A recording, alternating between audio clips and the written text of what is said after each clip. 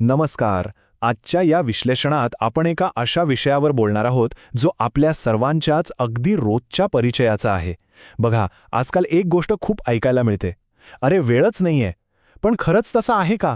जर थोडं बारकाईने पाहिलं तर लक्षात येईल की आधुनिक जगातली खरी समस्या वेळेची नाहीये, तर ती आहे आपल्या विखुरलेल्या लक्षाची, म्हणजे आपल्या फोकसची.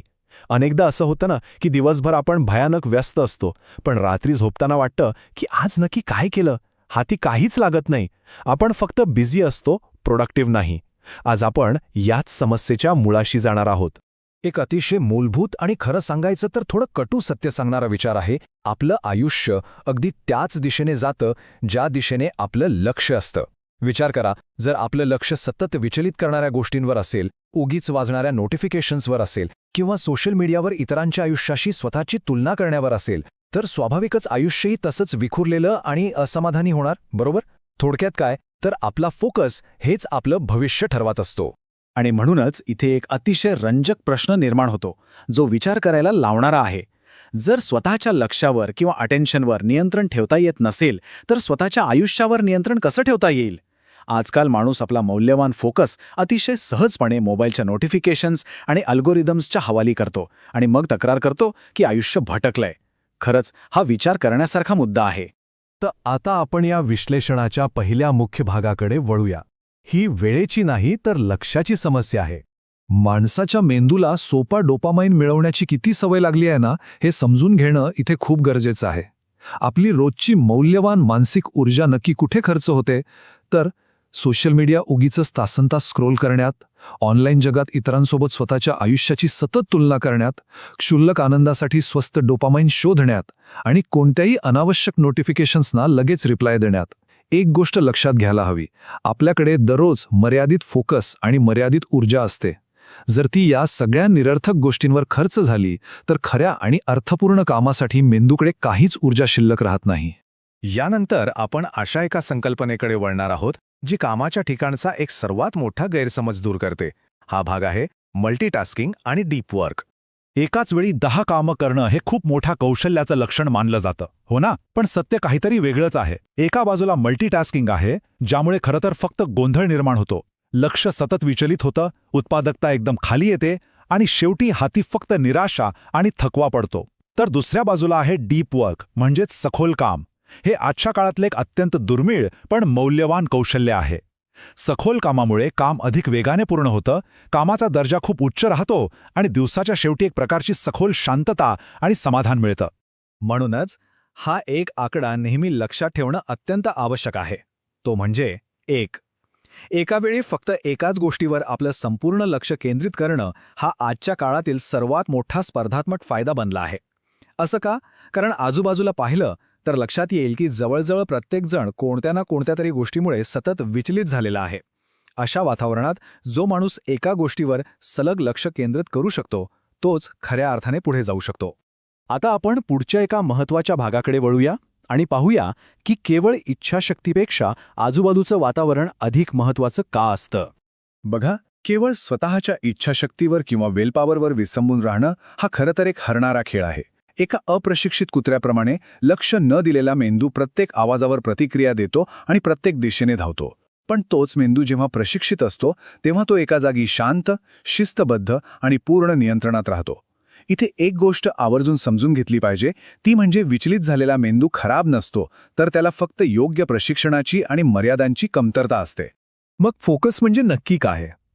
फोकस ही कोणतीही महाशक्ती नाहीये, जी काहींना जन्मजात मिळते आणि काहींना नाही. जेव्हा आजूबाजूचा गोंधळ आणि विचलित करणाऱ्या गोष्टी जाणीवपूर्वक दूर केल्या जातात, तेव्हा नैसर्गिकरित्या निर्माण होणारा परिणाम म्हणजे फोकस. एकाग्रता साधायची असेल तर आसपासचं वातावरण शांत असणं खूप आवश्यक आहे. आपला फोन सायलेंट करून तो नजरेआड ठेवला तरच लक्ष केंद्रित व्हायला खरी मदत होते. मग हा फोकस रोजच्या जीवनात आणायचा कसा? यासाठी एक अत्यंत सोपी आणि व्यावहारिक कार्यप्रणाली आहे. पहिली पायरी म्हणजे वातावरणातील गोंधळ आणि भौतिक अडथळे दूर करणं. दुसरी पायरी दिवसातील फक्त 2 ते 3 अत्यंत महत्त्वाची कामं निवडणं. सगळंच एकाच दिवशी करण्याचा अट्टाहास टाळायला हवा. आणि तिसरी पायरी कामाच्या परिपूर्णतेच्या जाळ्यात अडकण्यापेक्षा रोज थोडी थोडी का होईना प्रगती करण्यावर भर देणं. जर आपले प्राधान्यक्रम स्पष्ट असतील तर मन अनावश्यक कामांमध्ये अजिबात भरकटत नाही. आता आपण पुढच्या टप्प्याकडे जाऊया. परिणामांवर नाही तर प्रक्रियेवर लक्ष केंद्रित करणं. जर दीर्घकाळ फोकस टिकवून ठेवायचा असेल तर केवळ मूडवर अवलंबून राहून चालणारच नाही. एका बाजूला असतात प्रेरणा आणि मूड, जे अतिशय अस्थिर आणि विसंगत असतात. आज मूड नाहीये, उद्या करू असं म्हणत योग्य मूड येण्याची वाट पाहणं हेच अनेकदा अपयशाचं मोठं कारण असतं. पण दुसऱ्या बाजूला आहेत सिस्टेम आणि शिस्त. या गोष्टी भरोश्याच्या आहेत, त्या प्रक्रियेवर आधारित आहेत आणि त्या सातत्यपूर्ण कृतीची हमी देतात. केवळ शिस्तबद्ध प्रक्रियेचं पालन केलं तरच दीर्घकालीन यश निश्चित मिळतं. इथे एक गोष्ट नेहमी लक्षात ठेवण्यासारखी आहे. खरी प्रगती नेमकी त्याच क्षणी सुरू होते जेव्हा माणसाला कंटाळा येतो, जेव्हा मेंदूला पळून जावंसं वाटतं, पण शिस्त त्याला तिथेच टिकवून ठेवते. एखादं काम कठीण वाटायला लागल्यावर लगेच खिशातून फोन काढण्याची जी तीव्र इच्छा होते ना, तोच असा क्षण असतो जिथे खरी बौद्धिक प्रगती एकतर घडते किंवा ती संधी आपण कायमची गमावून बसतो. त्या कंटाळवाण्या क्षणी टिकून राहणं हेच यशाचं खरं रहस्य आहे. आता वळूया पुढच्या अतिशय महत्त्वाच्या विषयाकडे. तातडीचे आणि महत्त्वाचे यातील फरक समजून घेणे. आपण दिवसभरात नेमक्या कोणत्या कामाकडे लक्ष देणं गरजेचं आहे? जी तातडीची किंवा अर्जंट कामं असतात ती तत्काळ लक्ष वेधून घेतात आणि फक्त गोंधळ निर्माण करतात. यामुळे होतं काय की माणूस फक्त व्यस्त राहतो पण त्याची काहीच प्रगती होत नाही. याउलट महत्त्वाची कामं सखोल प्रयत्नांची आणि डीप वर्कची मागणी करतात. हीच ती कामं आहेत जी भविष्याला आकार देतात आणि आयुष्यात कायमस्वरूपी सकारात्मक बदल घडवून आणतात. या दोन्हीत गल्लत केल्यामुळेच आपला संपूर्ण दिवस फक्त तात्कालिक संकटे सोडवण्यात जातो आणि खरं अर्थपूर्ण काम मागेच राहतं. आता आपण या विश्लेषणाच्या अंतिम आणि अत्यंत महत्त्वाच्या टप्प्याकडे आलो आहोत.